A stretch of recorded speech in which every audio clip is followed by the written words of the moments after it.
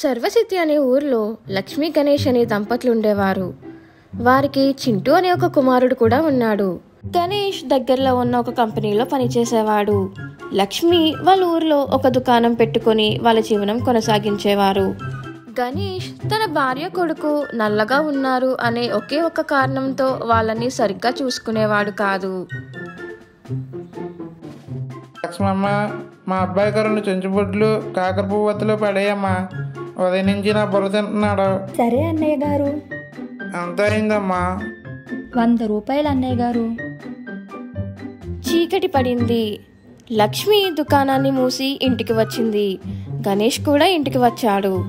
ఏయ్, ఉదయం నుంచి సంపాదించిన డబ్బులేవి?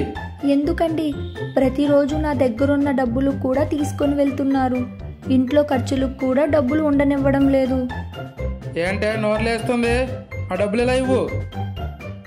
లేవండి, బాబు పాలకు కూడా డబ్బులు లేవండి. కొంచెం డబ్బులుంటే ఇవ్వండి. నేను ఇవ్వను పో అని చెప్పి రమణ అక్కడి నుంచి వెళ్ళిపోయాడు. లక్ష్మి పిల్లవాడు ఎంత ఏడ్చినా పట్టించుకోలేదు. లక్ష్మి ప్రతిరోజు లాగే దుకాణాన్ని తెరిచింది. అమ్మా, తినడానికి ఏమైనా ఉంటే దానం చెయ్యమ్మా. లక్ష్మి తన దుకాణం వద్దకు ఎవరొచ్చి సహాయం అడిగినా సహాయం చేస్తూ ఉండేది. ఏమయ్యా గణేష్, నువ్వు నాకు బాగా నచ్చావాయ్. నీ కష్టపడే మనస్తత్వం, నీ పనితీరు నాకు బాగా నచ్చావాయ్. పైకొచ్చే లక్షణాలు బాగా కనిపిస్తున్నాయి. నీకు ఇష్టమైతే నా గుర్తు నుంచి పెళ్లి చేస్తాను. సరే అండి, మీరు ఎలా అంటే అలా. వెంటనే ఆ యజమాని గణేష్ కు తన కుమార్తెకు వివాహం జరిపించాడు. ఇదంతా చూసిన ముసలిపామ్మ వెళ్ళి జరిగిన విషయమంతా లక్ష్మికి చెప్పింది. అది విన్న లక్ష్మి కంగారుగా ఇంటికి బయలుదేరింది. లక్ష్మి ఇంటికి వెళ్ళేసరికి గణేష్ తన రెండో భార్యను తీసుకొని ఇంటికి వచ్చాడు. ఏవండి, ఏంటిదంతా? నేనుండగా మీరు ఇంకొక పెళ్లి చేసుకున్నారా? ఎందుకు ఇలా చేశారు? నన్ను ఎందుకని ఇంత మోసం చేశారు? నువ్వంటే నాకు ఇష్టం లేదు, అందుకని నేను ఇంకో పెళ్లి చేసుకున్నాను. అంత ఇష్టం లేనప్పుడు నన్ను ఎందుకని పెళ్లి చేసుకున్నారు? అప్పుడంటే మీ నాన్న వాళ్ళు కట్నం ఇచ్చారు కాబట్టి నేను పెళ్లి చేసుకున్నాను. నీకు ఇష్టం ఉంటే ఉండు, లేదంటే వెళ్ళిపో. మీనా మాత్రం ఇక్కడే ఉంటుంది. అది విన్న లక్ష్మి కోపంతో మీనను బయటకు నెట్టబోయింది. కానీ మీనా లక్ష్మిని కిందకు తోసింది. దాంతో లక్ష్మి ఎంతో బాధపడుతూ అక్కడి నుంచి వెళ్ళిపోయింది. లక్ష్మి ఎప్పట్లాగే తన దుకాణాన్ని తెరిచి వ్యాపారం చేసుకుంటుంది.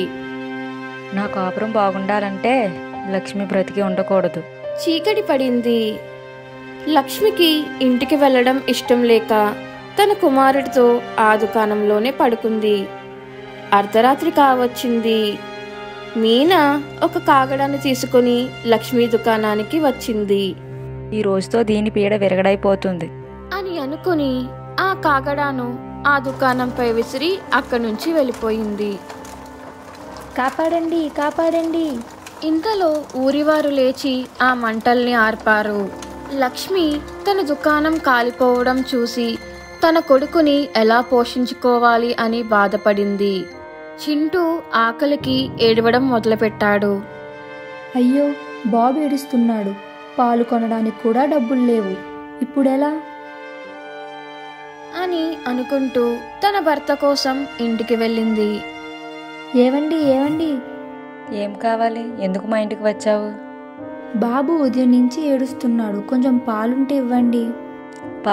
పాలు లేవు, ఏమీ లేవు. ఇక్కడి నుంచి వెళ్ళిపో. ఆ మాటలు విన్న లక్ష్మి బాధపడుతూ ఒక చోట కూర్చుని ఏడుస్తూ ఉండగా ముసలిబామ్మ అక్కడికి వచ్చింది. ఏమైందమ్మా? నీ కష్టం ఏంటో నాతో చెప్పమ్మా, నేను తీరుస్తాను. ఏంటి, నా కష్టం నువ్వు తీరుస్తావా? వెంటనే ఆ ముసలిబామ్మ లక్ష్మీదేవి రూపం దాల్చింది. అది చూసిన లక్ష్మి ఆశ్చర్యంతో తల్లికి నమస్కరించింది. నీకు ఏ వరం కావాలో చెప్పమ్మా. నేను నా కొడుకు సంతోషంగా ఉండటానికి దుకాణం తిరిగి వచ్చేలా ఆశీర్వదించమ్మా. మరి తదాస్తు. వెంటనే దుకాణం ప్రత్యక్షమయ్యింది. సంతోషంగా ఉండమని వాళ్ళను దీవించి ఆ తల్లి అదృశ్యమయ్యింది. ఆ రోజు నుంచి లక్ష్మి దుకాణంలో వ్యాపారం చేసుకుంటూ తన కొడుకుతో ఆనందంగా జీవితం కొనసాగించింది.